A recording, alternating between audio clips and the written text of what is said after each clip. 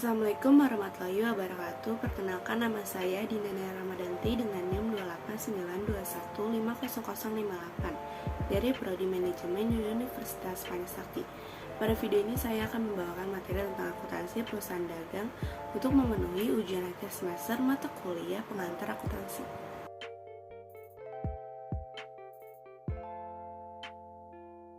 Pokok pembahasan yang saya akan bawakan, yang pertama ada pengertian perusahaan dagang, yang kedua ada karakteristik perusahaan dagang, yang ketiga ada syarat pembayaran perusahaan dagang, yang keempat ada akun perusahaan dagang, yang kelima ada metode pencatatan aktivitas dalam perusahaan dagang, yang keenam ada contoh soal perusahaan dagang, metode periodik, dan metode perpetual. Nah, apa sih perusahaan dagang itu? Perusahaan dagang adalah perusahaan yang membeli barang untuk tujuan menjualnya kembali tanpa mengubah bentuk atau sifat barang secara berarti. Barang yang diperdagangkan biasanya barang yang akan digunakan karena manfaat pakai yang melekat pada barang tersebut. Barang ini dapat berupa barang konsumsi atau barang produksi dan bahan baku untuk produksi. Selanjutnya ada karakteristik perusahaan dagang, dapat diuraikan sebagai berikut. Yang pertama, melakukan transaksi pembelian barang dagang baik secara tunai maupun kredit. Yang kedua, melakukan transaksi penjualan barang dagang baik secara tunai maupun kredit. Yang ketiga, melakukan pembayaran utang usaha yang terjadi akibat adanya berbagai transaksi dalam aktivitas perusahaan. Yang keempat, menerima pembayaran atau pelunasan piutang usaha yang terjadi akibat adanya berbagai transaksi dalam aktivitas perusahaan. Yang kelima, melakukan penyimpanan barang dagang selama belum dijual dan diserahkan kepada pembeli. Selanjutnya ada syarat pembayaran akuntansi dagang. Syarat pembayaran pada perusahaan dagang berkaitan dengan potongan tunai, jangka waktu pembayaran, dan besarnya potongan yang diberikan. Berikut beberapa syarat pembayaran yang terjadi dalam perjanjian jual beli secara kredit. Yang pertama ada syarat N/30, artinya pembayaran dilakukan paling lambat 30 setelah terjadinya transaksi jual beli. Syarat yang kedua ada 2/10 dan N/30, artinya jika pembayaran dilakukan sebelum 10 hari setelah terjadi transaksi atau kurang akan mendapatkan potongan 2%, dan pembayaran faktur paling lambat 30 hari setelah transaksi. Yang ketiga ada syarat 2/10, 1/15, N/10, artinya jika pembayaran dilakukan 10 hari atau kurang akan mendapatkan potongan 2%. Jika pembayaran dilakukan setelah 10 hari sampai 15 hari akan mendapatkan potongan 1%. Pembayaran faktur paling lambat 30 hari setelah transaksi. Yang keempat ada syarat EOM atau end of month, artinya pembayaran dilakukan paling lambat pada akhir bulan berjalan. Yang terakhir ada N/10 EOM, artinya pembayaran harus dilunasi paling lambat 10 hari setelah akhir bulan. Selanjutnya ada akun perusahaan dagang. Akun-akun dalam perusahaan dagang adalah sebagai berikut. Yang pertama ada akun pembelian. Terjadi karena perusahaan membeli barang dagang dengan tujuan dijual kembali. Pembelian dapat dilakukan dengan pembelian tunai, kredit, dan sebagian pembayaran. Yang kedua ada akun penjualan. Terjadi karena perusahaan menjual barang-barang yang diperoleh dari pemasok dengan tujuan untuk memperoleh laba. Yang ketiga, akun potongan pembelian. Terjadi karena penjual memberikan potongan kepada pembeli dengan tujuan agar pembeli melunasi utangnya sebelum jatuh tempo. Selama masih dalam masa potongan, maka uang yang dibayar adalah harga faktur dikurang dengan potongan yang diterima. Yang keempat ada akun potongan penjualan, merupakan pencatatan atas potongan yang diberikan oleh penjual, bertujuan agar tagihannya dapat segera dilunasi. Lima ada akun retur pembelian. Terjadi karena pembeli mengembalikan sebagian barang yang telah dibeli karena rusak atau tidak sesuai pesanan. Jika dibeli secara tunai, maka penjual akan mengembalikan besarnya retur dengan tunai juga. Tetapi bila secara kredit, maka besarnya retur akan mengurangi harga fakturnya. Yang keenam ada akun retur penjualan. Terjadi karena penjual menerima kembali sebagian barang yang telah dijual karena mutunya tidak sesuai pesanan. Pengembalian ini akan mengurangi tagihan kepada pembeli. Yang ketujuh, akun biaya angkut. Terjadi ketika pembeli harus membayar ongkos agar barang yang dibeli sampai ke gudang pembeli. Yang ketujuh ada akun biaya pengiriman. Terjadi karena penjual mengirimkan barang dari lokasi penjual sampai ke tempat pembeli. Selanjutnya ada akun persediaan. Akun merupakan nilai persediaan barang dagang yang belum terjual dijual pada akhir periode akuntansi. Lalu ada akun utang dagang, terjadi karena masih terdapat sisa pembayaran dari suatu pembelian oleh suatu perusahaan dagang. Yang ke-11 ada akun piutang usaha, digunakan untuk mencatat sisa-sisa harga pembelian yang dilakukan oleh pembeli atau semua sisa harga penjualan yang belum dibayarkan. Yang ke-12, akun harga pokok penjualan atau HPP, untuk menapung harga pokok atau harga beli barang yang dijual dalam suatu periode akuntansi. Selanjutnya ada akun Prive, adalah akun yang digunakan untuk mencatat setiap pengembalian kas yang dilakukan oleh pemilik perusahaan yang sifatnya untuk keperluan pribadi. Selanjutnya ada akun pendapatan usaha, digunakan untuk mencatat hasil dari penjualan perusahaan yang berupa kas ataupun piutang. Yang terakhir ada akun persediaan barang dagang, digunakan untuk mencatat persediaan barang dagang awal dan akhir periode. Akun ini juga menjelaskan tentang perubahan modal antara awal sampai dengan akhir periode. Selanjutnya ada metode pencatatan aktivitas dalam akuntansi perusahaan. Metode ini terbagi menjadi dua. Yang pertama, metode periode, yaitu metode yang digunakan untuk mencatat hal-hal yang berkaitan dengan persediaan barang dagangan dalam perusahaan dagang, di mana persediaan dicatat dan dihitung pada awal dan akhir periode akuntansi untuk menentukan harga pokok penjualannya.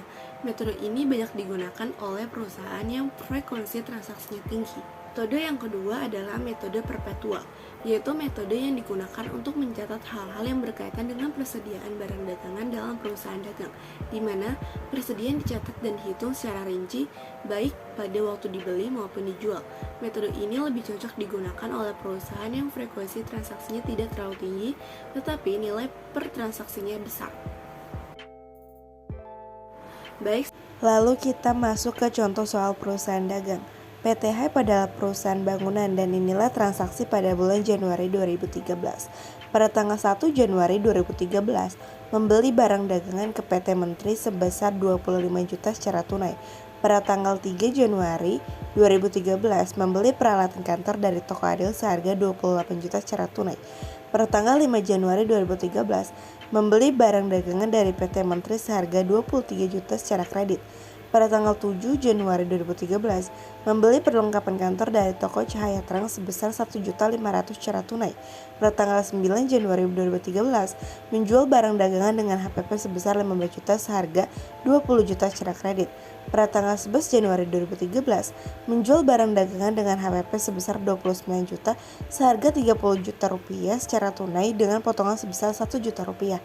Pada tanggal 13 Januari 2013, menjual barang dagangan dari PT Wijaya senilai 30 juta dengan potongan harga 2 juta. Pada tanggal 19 Januari 2013, membayar biaya iklan sebesar 2 juta secara tunai. Pada tanggal 23 Januari 2013, membayar biaya angkut transportasi sebesar 1.500.000 secara kredit. Pada tanggal 25 Januari 2013, membayar biaya peralatan sebesar 1 juta. Pada tanggal 28 Januari 2013, membayar gaji pegawai sebesar 2.500.000 secara tunai. Metode periodik.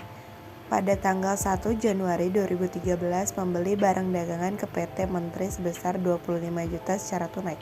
Maka, jurnal umumnya adalah pembelian terhadap kas masing-masing 25 juta rupiah. Selanjutnya pada tanggal 3 Januari 2013, membeli peralatan kantor dari Toko Adil seharga 28 juta secara tunai. Maka, jurnal umumnya adalah peralatan kantor terhadap kas masing-masing senilai 28 juta. Selanjutnya pada tanggal 5 Januari 2013, membeli barang dagangan dari PT Menteri seharga 23 juta secara kredit.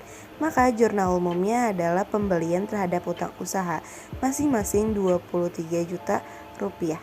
Selanjutnya pada tanggal 7 Januari 2013, membeli perlengkapan kantor dari toko Cahaya Terang sebesar 1.500.000 secara tunai. Maka jurnal umumnya adalah perlengkapan kantor terhadap kas seharga 1.500.000. Selanjutnya pada tanggal 9 Januari, menjual barang dagangan dengan HPP sebesar 15 juta seharga 20 juta secara kredit. Maka jurnal umumnya piutang usaha terhadap penjualan masing-masing 20 juta di debit dan di kredit.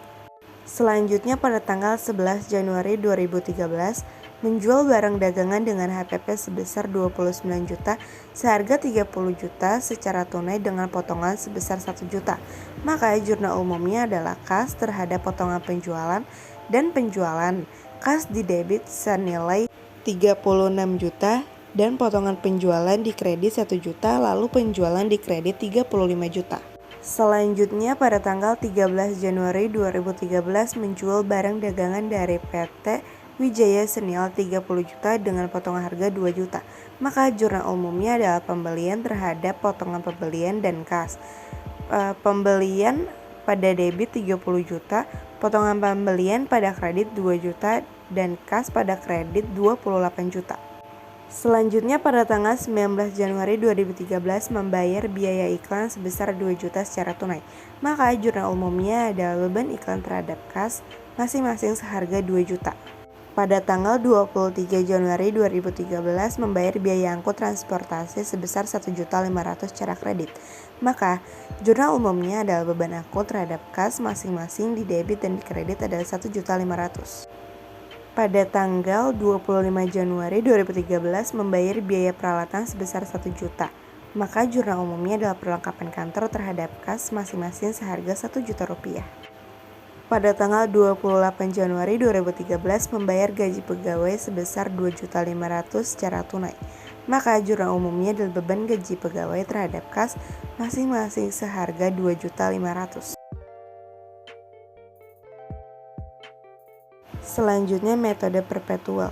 Pada tanggal 1 Januari 2013 membeli barang dagangan ke PT Menteri sebesar 25 juta secara tunai.